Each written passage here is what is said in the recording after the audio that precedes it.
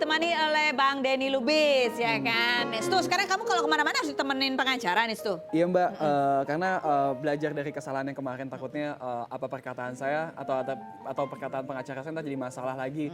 Saya nggak mau kayak gitu lagi, jadi sekarang lebih baiknya kalau saya berbicara harus didampingi kuasa hukum dan saya selalu bilang sama Bang Denny, tolong jangan pernah membicarakan aib seseorang. Oh gitu. Jadi kita Aib tuh yang dimaksud aib itu misalnya apa? ya aib apapun lah, kayak misalkan Mbak Feni lah, apa nampar anak lah, apa segala macam, jangan bicarain kayak gitu. Jadi kita hanya berbicara tentang hukum dan sesuai gugatan gitu. Oke, Jadi sesuai gugatan. Jadi pengacara kapasitasnya cuma sampai iya, situ. jadi buat apa kalau tidak berbicara tentang gugatan, tapi malah berbicara tentang aib orang gitu kan. Jadi seakan-akan dia yang lebih tahu situasinya dan dia yang lebih tahu situasi kayak gitu. Makanya biar kompak selalu berdua gitu kemana-mana ya. Iya, Oke, gitu. Kalau bisa kurang kita lebih diikat ya, begitu. Bang, ya. Oke, nah kita mau tanya sekalian ngobrol ini kan karena kemarin berdua datang untuk bertemu anaknya Stuart gitu ya. Bang Denny menemani juga ya pada saat itu. Ini ada artikelnya. Akhirnya bertemu anak Stuart Colin Gendong dan Azani Arkana ya namanya ya. Oke, gimana tuh ceritain? Gimana rasanya ketika pertama kali kamu lihat wajah anak kamu? Oh, jadi apa ya Mbak, selama ini kan saya nggak pernah ketemu dengan anak kan. Apalagi saya nggak pernah tahu perkembangan anak saya. Terus saya juga baru dikasih tahu kalau anak saya lahir itu dari pengadilan. Jadi begitu habis dari pengadilan langsung ditelepon. Di saat itu juga saya langsung berangkat dari Bogor ke Jakarta gitu kan. Tapi ternyata upaya saya datang ke sana ternyata tidak diterima dengan baik gitu kan. Udah gitu di situ ada media juga. Keesokan harinya saya mencoba lagi tanpa ada media. Tiba-tiba tidak dikasih lagi. Akhirnya saya menyerah. Akhirnya saya menyerahkan semuanya ke hukum.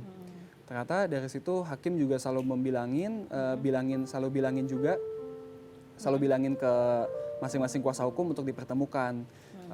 Setelah itu sekian lamanya 2 bulan setengah, 2 bulan itu saya baru ketemu.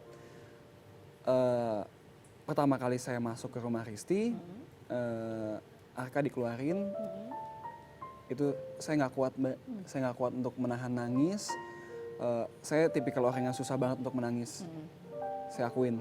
Tapi ketika anak saya dikeluarin, perasaan saya itu dalam hati itu antara emosi, kesel, sedih karena bukan jadi bapak yang pertama kali untuk melihat anak, bukan bapak yang pertama kali untuk mengazani gitu. Jadi saya benar-benar gak kuat banget sampai saya menahan nangis, air mata gak keluar tapi nyesek banget gitu. Gimana sih Mbak, sosok mau tegar gitu loh. Saya berbalik badan ke pintu supaya gak mau nunjukin kalau saya sedih banget. Setelah itu, setelah saya sudah settle, saya gendong itu anak dan saya lihat mukanya dia. Dalam hati saya, ya Allah, ini anak mirip banget sama saya. Oke, gitu. Seperti apa? Coba kita lihat bersama yang berikut ini.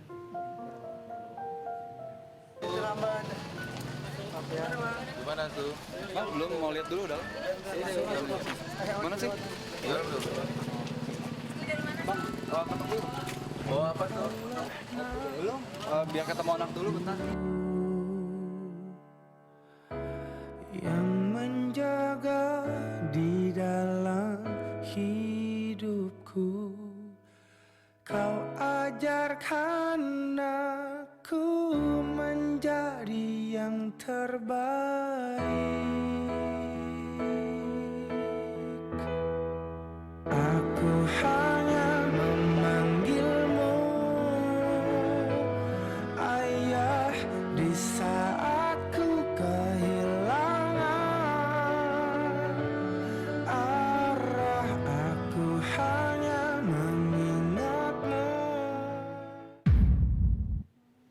Ya, itulah tadi detik-detik yang Stu cerita ya. Mules banget pastinya.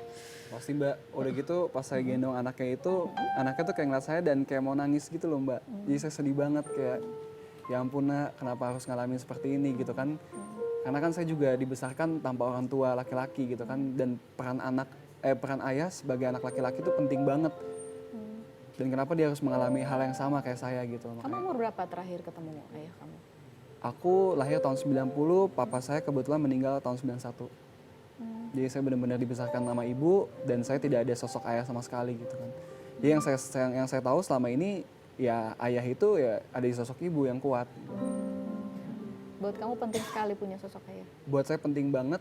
Apa yang kamu kehilangan, kamu sebagai anak yang tidak sempat mengenal ayah kandung kamu? Apa yang kamu inginkan kamu rasakan dari kehadiran seorang ayah? Ya kekuatannya dan benar-benar apa gimana ya Mbak ya, seorang ayah itu kan memang benar-benar harus bekerja keras buat anak kan, kayak di saat dia harus bekerja dia akan menjadi bos, tapi di saat dia pulang ke rumah itu dia tetap akan menjadi ayah gitu, dia akan tetap menjadi ayah yang lemah terhadap anaknya gitu, dan mengajarkan anak betapa harus kuat lah anak laki-laki itu kalau berkembang gitu loh Mbak. Jadi makanya aku sekarang ini tidak mau kehilangan momen satu hari pun sebenarnya dengan anak itu, karena perkembangan anak kan cepat banget gitu kan, dan aku nggak mau nanti kalau anak saya udah besar lupa dengan ayahnya gitu, ketemu saya nangis atau ketemu saya kabur gitu, saya nggak mau. Nggak mau. Apa kamu kan tidak menemukan sosok ayah. Buat kamu apa yang paling menyedihkan buat kamu tumbuh tanpa ayah kandung? Apanya? Ya karena saya tidak bisa dapat kasih sayang dari ayah sih, lebih tepatnya pasti kasih sayang ayah dan kasih sayang ibu tuh beda banget. Beda banget, pasti beda banget. Dan saya harus, karena ibu saya waktu itu menikah lagi kan, dan kasih sayang ayah tiri dengan ayah kandung itu beda banget Mbak. Saya bisa berasain kok. Apa yang menurut kamu akan berbeda dari seorang steward jika steward itu sempat mendapatkan kasih sayang seorang ayah? Ya mungkin saya nggak akan ngalamin hal seperti ini, atau mungkin saya nggak akan kerja jadi bintang, jadi artis dan segala macam gitu, karena ayah saya itu kan engineer di salah satu pabrik ban di Indonesia, dan dia tuh pengen banget anaknya itu menjadi pembalap atau dia itu pengen banget anaknya jadi pilot, atau dia pengen banget anaknya jadi yang benar-benar ngikutin ke bapaknya engineer gitu. Pasti kan seorang bapak akan berusaha Kenapa untuk. kamu nggak bisa mewujudkan cita-cita itu? Apa kendalanya, Stu? Kalau pilot, insya Allah saya akan, Mbak. Pilot saya akan, insya Allah saya akan terus berusaha. Kebetulan kemarin manajer saya kabarin saya kalau saya akan dikasih kesempatan untuk tes bakat terbang. Oh ya? Tes bakat terbang secara gratis, dan itu momen itu nggak akan saya sia-siakan. Oh, gara-gara sering nonton di TV Steward ingin jadi pilot? Mungkin. Oh, ada hikmahnya juga Ada ya? hikmahnya juga. Oke. Nggak, tapi apa yang membuat kamu waktu muda dulu tidak bisa melanjutkan apa misalnya sekolah itu, sekolah ini? Kenapa? Apa yang terjadi, Stu? Faktor keuangan, Mbak. Faktor keuangan. Faktor keuangan. Karena keluarga kami ini dari keluarga yang benar-benar sederhana. Saya juga pernah bawa Risti ke keluarga saya gitu kan, dan dia tahu keluarga saya memang benar-benar keluarga yang sederhana gitu, yang nggak macem-macem gitu. Jadi kakak saya juga perempuan, sudah menikah, yang keduanya juga udah meninggal, jadi tinggal saya anak laki-laki. Oke. Kalau ayah kamu melihat dari surga sana, apa sih yang kamu ingin katakan gitu kepada ayah? Susah Mbak, kalau ini Mbak, saya sampai detik ini ya kalau ngeliat foto papa saya tuh saya suka mau nangis Mbak. Ini foto ayah kamu. Iya.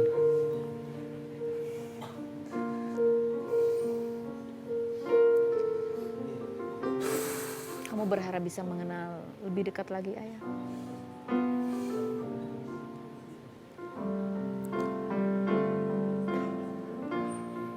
Aduh, berat Mbak, berat. Berat ya?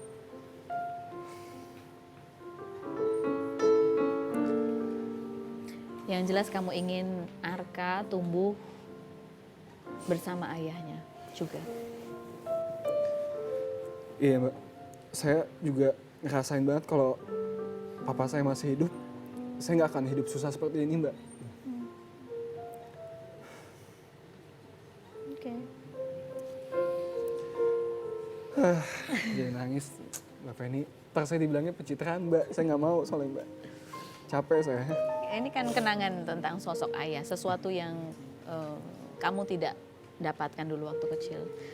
Dan ini barangkali yang juga akan menjadi apa ya istilahnya keinginan kamu, iya, makanya berjuang untuk anak. Iya, itu makanya salah satu keinginan saya dengan keras. Saya bodo amat mau orang bicara tentang saya seperti apa, saya nggak peduli. Saya disuruh apapun, saya dihujat apapun tentang pembicaraan tentang saya nggak peduli sama sekali, saya nggak pentingin. Karena yang lebih tahu situasinya itu saya. Saya nggak peduli kalau misalkan saya dibilang cobain nikah sama Stuart seperti apa Anda ngerasain.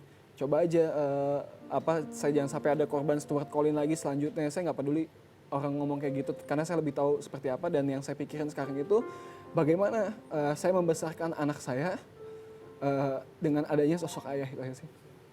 Dan ini semakin membulatkan tekad kamu untuk mewujudkan memang cita-cita kamu untuk jadi Iya pilot. Mbak, saya tidak takut ditembak mati, saya tidak takut ditusuk, saya tidak takut bertemu dengan siapapun juga. Kalau demi anak, saya rela.